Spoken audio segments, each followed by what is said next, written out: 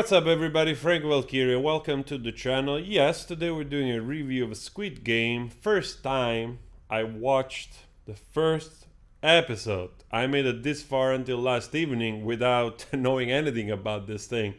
So I hear everybody talking about it. It's everywhere, from YouTubers, like everywhere. Okay. Alright, so I'm gonna share some of my thoughts on what I liked, what I didn't like, and I'm just gonna play this video underneath. Okay, first thing, this movie reminded me a lot of the movies that I used to watch of Takeshi Kitano. At least that part, you know, that kind of Yakuza style vibe. We have this poor guy here that it's a gambler, just didn't get his life together and is just doing one mess after another, getting in a lot of debt. And the thing that reminded me the most of those Yakuza movie, of course, is the fact that the guy is in debt and there are like loan sharks lending him money and he has to sign his rights of his body. Then this dude here shows up with his smack handsome face, like, I'm gonna slap you and I'm gonna give you some money, but also you're gonna come with me. You don't know yet, huh? I mean, what kind of people, like, how do you trust this kind of people? This poor guy is so much like self-involved with this gambling addiction, so desperate that he doesn't see, like, you know, that there could be a possible problem. But anyway, the thing that I didn't like much is first of all, at least in the first episode, there's not much of a story. You know, those things are quite stereotypical. They don't seem to have a real place in real life, especially the thing regarding you being in debt with loan sharks. Who gives you money nowadays? Especially loan sharks. It's something that feels like more of, you know, an older stereotype of the 80s or 70s or 60s, you know, when people did that. I don't think loan sharks nowadays, they even exist or they loan money to anybody. Why would you do that with the risk of losing them? I mean, it's totally insane if you don't have like a way to make sure that you can get it back.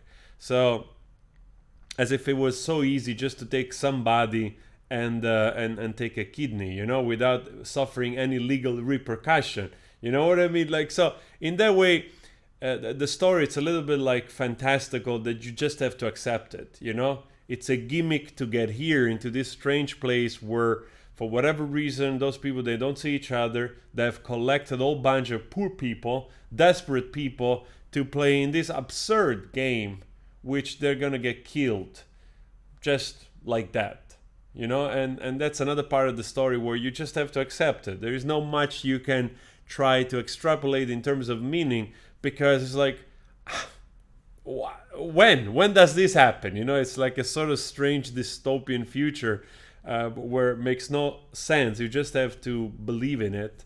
And for some reason, perhaps it could be used as a metaphor for a society of elitist society, that it's comprised by affluent, rich people that basically prey on the poor. So in that sense, like in that kind of metaphorical structure, it will make more sense, at least for the first episode. But at the same time, it's also disturbing because all of those people, you know, like, who are those people? Just going around collecting people in debt. And again, going back to the debt, if you have debt to the bank and you can't pay, they cannot take nothing from you. You know what I mean? There's basically no risks. So in this way, it's actually just the money, the bank losing money, and you cannot have anything registered at your name or whatever. You know what I mean? Like, those are basic things that people know, and I'm sure it's like that also in South Korea. So in the way, the whole kind of premise that those people are desperate because of their debt, it's also unfounded, you know? You just, you know, you're in debt, you can't pay, you don't have properties, you don't have nothing, they cannot take nothing from you, you can go and just work. At the most, maybe you can make an agreement, you know that on some of your pay or whatever, they take something. At least that's what I guess they do legally in Europe, or in most places. They just can't do you nothing. So I guess this series appealed to a lot of people which they're fan of gore / horror film, you know, that type of stuff. because there is plenty of it already in the first episode.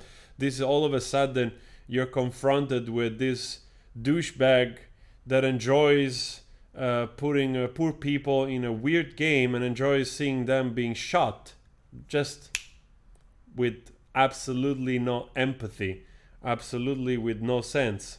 So I'm wondering to see where this is going, if it's going to continue on this line of just being absurd, and perhaps is going to tie it at the end with some kind of more metaphorical meaning about a society of rich and poor, or there is also going to be a little bit more story involved, because so far in the first episode there is really not much of a story apart from seeing, you know, that those people have some kind of, you know, like personal issues or problem, and despite all of that, there is still like a trace of let's say humanity and good in those people. Even in this douchebag right there, for instance, you know, that he gives food to the little cat because he feels like, you know, even the cat deserves to have a little bit of food.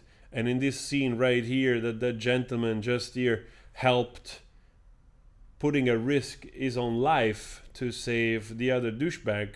So I wonder if they're gonna kind of, you know, sort of is gonna reveal as a social experiment or something, that people, you know, still in desperation, they still find a way to be kind to one another, to be good to one another, you know. Perhaps maybe this is a message that could reveal itself throughout the series. Maybe this dystopian group of assholes, they're just trying to find a person that despite everything is still a good person because they don't believe good people exist anymore or something. So I have to say, the slasher genre, it's not really my thing, but I'm also willing to continue to watch this and see how it develops, because now of course it piques your curiosity, not so much for the violence and the just gratuitous shooting and blowing up of human beings, and not at all actually.